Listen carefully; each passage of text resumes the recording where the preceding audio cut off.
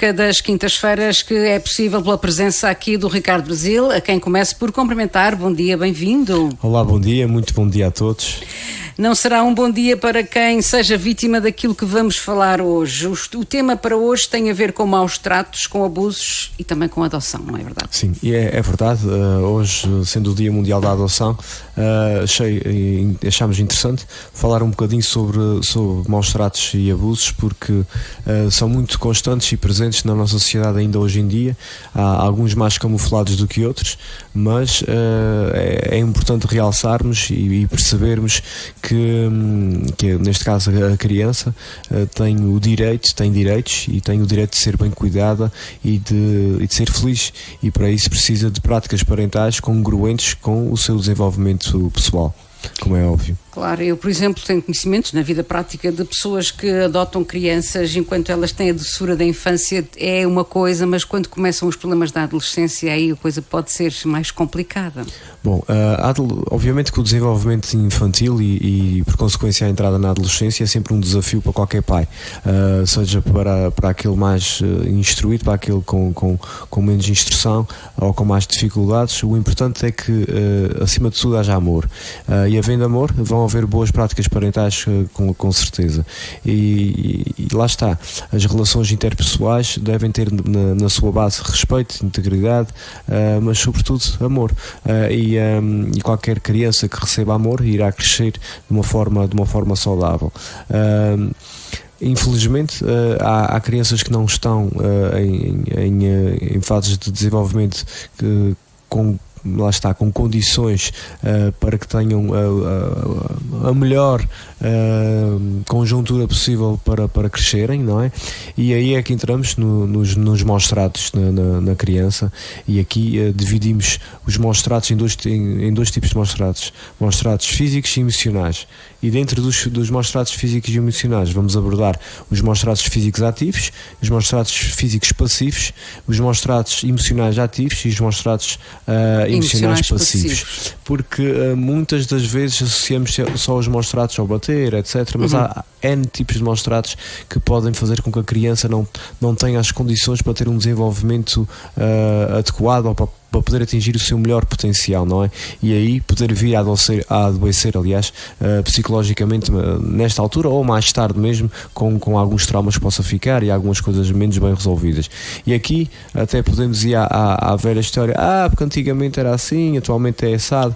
Atualmente nós temos muito mais conhecimento, temos muito mais capacidade para olhar para essas situações e resolvê-las de uma forma adequada, e não resolvê-las com medo, mas sim com respeito. E que são coisas diferentes, e é claro que houve uma grande evolução também a nível dos direitos da criança e naquilo que é o melhor para o seu desenvolvimento e para poder ter a melhor saúde possível. Bom, falando um bocadinho sobre os maus tratos mais especificamente, portanto, os maus tratos físicos ativos, portanto, é qualquer ação ou qualquer, lá está, dano físico que provoque doença à criança, e aqui estamos a falar de coisas mesmo específicas, como hematomas, feridas, marcas de queimaduras, estrangulamentos, etc., porque infelizmente ainda existe em alguns cenários.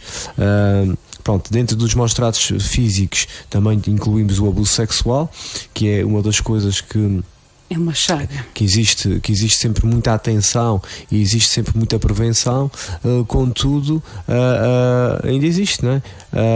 E nós temos que lutar cada vez mais para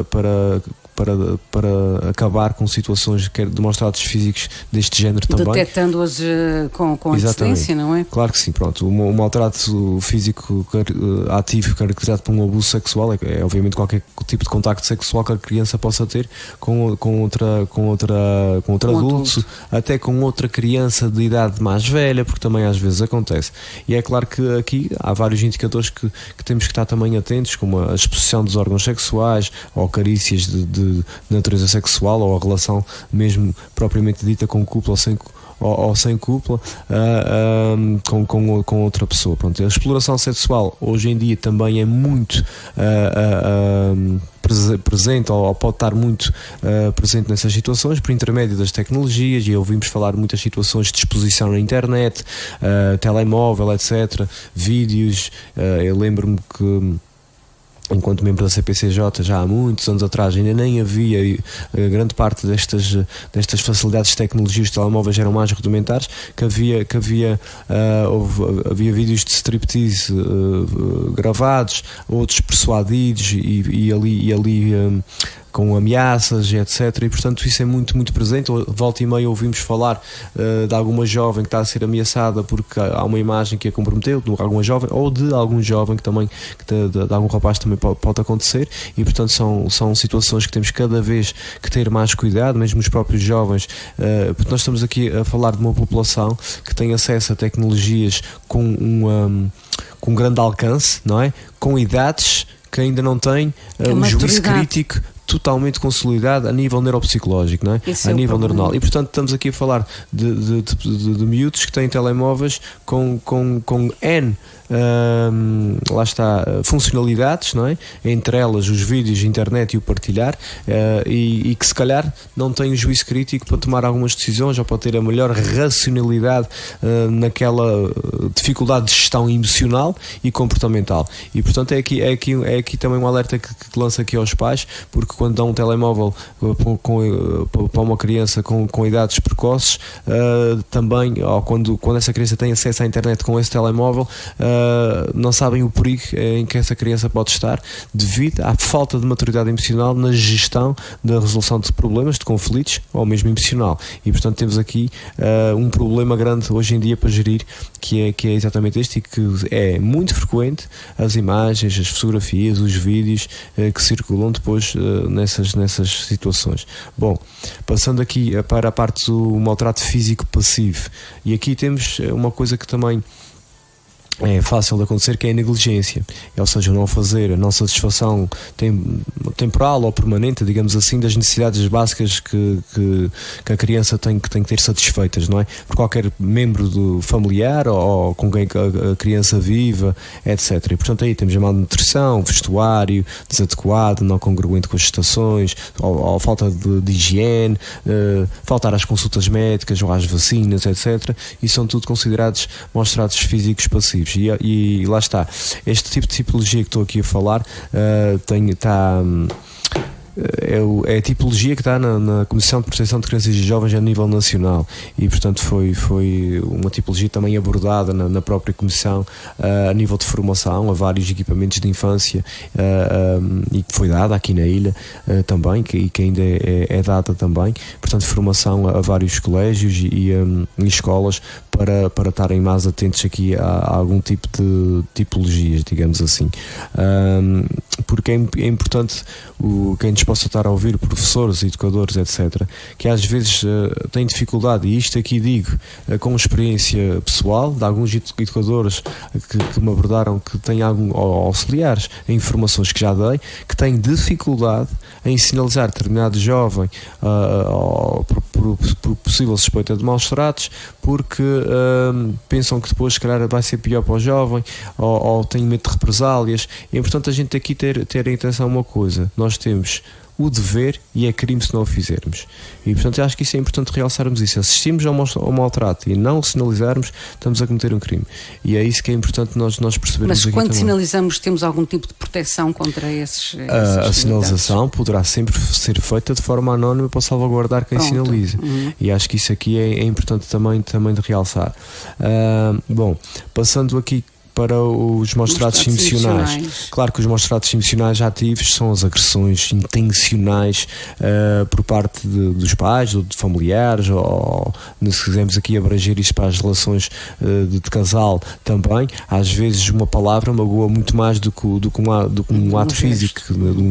Exatamente. E portanto os maus-tratos emocionais: tu não prestas, tu és lixo, tu não vales nada, etc. Portanto a hostilidade verbal crónica É sem dúvida nenhuma uma coisa que marca para o resto da vida. Há pessoas que depois em adultos não se esquecem daquilo que ouviram em crianças, por parte de pais, por parte de outras agentes que tenham interagido com elas naquela fase de desenvolvimento, digamos assim. E depois temos aqui, obviamente, também como outros indicadores, o desapego, ok? Ou a própria ameaça de abandono, tu não mereces mesmo que os pais façam isso, ou não sei o quê, ou simplesmente não estar. Não estar, às vezes também é muito, muito complicado. Lá está, o não estar não entra aqui no ativo, mas o ativo, estou aqui a falar de qualquer dia estás desta casa ou estás desta casa e tu ficas aqui e não sei o quê. Pronto, o não estar, como eu estava a falar, é obviamente uma falta persistente dos pais em estarem atentos aos sinais que a criança já evidenciou ou o adolescente já evidenciou, às expressões emocionais dela própria, e aqui uma falta de iniciativa por parte dos pais ou da figura adulta de referência na procura do contacto, em saber como é que aquela pessoa está a nível emocional. Lá está, a insistência de afeto, de carinho, do toque, da simples pergunta: como é que tu estás, precisas de alguma coisa, um bocadinho por aqui. Mesmo que o jovem diga eu não quero conversa, é aquela tal exemplo que o Ricardo já deu. Sim, a figura parental dizer eu não me vou intrometer, mas eu estou aqui quando precisares, não é? Isso é fundamental. Eu respeito o teu espaço, mas eu estou aqui para tudo o que tu precisares, e dizer 30, 40, 50 vezes, há um dia que aquela criança, que aquele jovem vai ter a vontade de procurar o seu pai e vai abrir o seu coração e dizer que é que se está a passar de menos bom, digamos assim. E mesmo quando os pais vão fazer festas e beijos e o jovem já está numa idade, deixa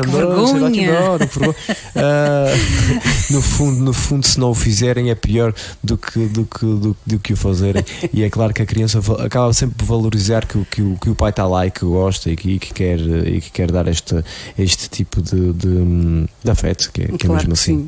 Para os pais, eles são sempre as nossas crianças, mas chega aquele dia em que nós de facto andamos a fazer as coisas que sempre fizemos, e há o dia em que parece que já não se deve fazer a partir dali. Falta falar de um síndrome, não é verdade? É verdade. Dentro da tipologia de maus-tratos, nós trazemos também sempre às formações o síndrome de Munchausen, que é nada mais nada menos do que quando um dos pais ou quando um dos cuidadores ou a pessoa responsável pela criança submete a criança a contínuos tratamentos médicos ou períodos de hospitalização quando não necessitam. Lá está. Isso existe na nossa realidade? Existe. Sim. E quando geralmente, atenção, geralmente é feito pela mãe, que produz de forma intencional sintomas ao filho, colocando numa situação de risco ou que seja uma necessária intervenção hospitalar. Muitas das vezes acaba por estar associado a uma pessoa com alguma fraca autoestima, neste caso, que quer ter de alguma forma alguma atenção e acaba por utilizar a forma menos correta, que é provocar algum dano físico específico num filho, para ter a atenção de que está a cuidar e que está a gerir e que é importante, não é? Digamos assim. Para percebermos bem, então, no caso a mãe, na maioria das vezes, que precisa de chamar a atenção para ver que é uma boa mãe, e por isso vai com muita frequência, por exemplo, às urgências, não é? Com o filho. Sim, exatamente. E às vezes tem mesmo aquela necessidade, e lá está, a tipologia também dos perfis, às vezes muda aqui um bocadito, não é? Mas isto este síndrome de Munchausen vem de um termo até germânico, se não estou em erro. Tinham a ver com alguns contos que eram fictícios, etc. E portanto tem a ver aqui um bocadinho com esta capacidade de inventar e de criar cenários e filmes e etc. Portanto, é como se um transtorno fictício que a pessoa acaba por impor a si mesmo, digamos assim. E a criança acaba por acreditar naquilo que a mãe diz, não é? Que é mesmo preciso recorrer muitas vezes ao médico para que todos saibam que há ali um extremo cuidado. Isso de facto parece até impossível, mas se é o Ricardo que diz que existe e se a ciência já o comprovou e já lhe denominou até, vamos então ter atenção a isso, não é? Ver quem está a ouvir. Claro que sim, e os serviços de saúde depois também acabam por estar atentos aqui a algum tipo de... Já conseguem despistar, Eu tinha dito que era germânico, mas tive... Não é? Não, é era o Barão Munchausen, que era muito conhecido pela sua série de contos famosos e de fantasia, e a nacionalidade era mesmo dele, assim. qual é? Diga. A nacionalidade dele, deste barão. Bom, a primeira vez que esse distúrbio foi lançado até por um médico inglês em 1951, e é que fez este paralelismo com os contos do tal Barão Munchausen, exatamente. Muitíssimo bem, parece-me que ficamos por aqui, não é mais ou menos a abordar aquilo que é muito mais profundo, mas palavrinhas finais para quem nos está a ouvir, porque até todos estes tipos de maus-tratos, também este síndrome, podem ser percebidos através das reações do próprio jovem ou criança, não é? Então ficar atento. Claro que sim, e acho que é normal na primeira infância e na adolescência várias alterações emocionais, comportamentais. A criança passa por vários períodos, da forma também como recebe os estímulos do meio, como os interpreta, como os integra na sua vida e como é que vai reagir. Às vezes poderá, por exemplo, estar a somatizar, não é? Quando eu digo somatizar, a ter sintomatologia física decorrente de algum sofrimento psicológico, não é? A psicossomatização, dores de barriga, febre, não querer ir para a escola. Às vezes pode ser apenas a simples percepção de um mau ambiente familiar, ou de uma fase menos boa de um casal, e a criança poder estar ali a não querer verbalizar, mas transmitir de uma forma diferente. Outras das vezes pode ser na escola algum tipo de situação que esteja a acontecer em que a criança não percepciona como satisfatória, mas sim como uma ameaça, e também aí surge algum tipo de sintomatologia. Relativamente a maus-tratos propriamente ditos físicos, aí temos marcas que são mais evidentes também, que podem ser causadas por outros. Às vezes não temos essas marcas, mas temos as reações emocionais que depois nos podem levar a explorar um bocadinho isso. Então, mas porque te sentes assim, porque não queres ir, e aí a criança pode dizer que fulano ou A, B ou C lhe bata, ou etc. Ou pode confidenciar à própria educadora que quando em casa se porta mal, que o pai ou a mãe lhe batem de uma forma muito agressiva e muito intensa, e acho que isso é importante estarmos atentos também. Lembro-me bem uma vez uma história partilhada de uma criança que era deixada no colégio e o pai estava sempre alcoolizado. Isto tem que ser sinalizado, é importante a gente perceber aqui essas coisas. Claro que a criança depois tinha sintomas como o controle de esfíncteres não estava regulado naquela fase, ou tinha tido um retrocesso. Pronto. Há uma série de fatores que podem estar aqui mais à vista, em que é importante nós termos muito bem os nossos olhos atentos e os nossos ouvidos também. É a nossa responsabilidade enquanto adultos cuidarmos das nossas crianças.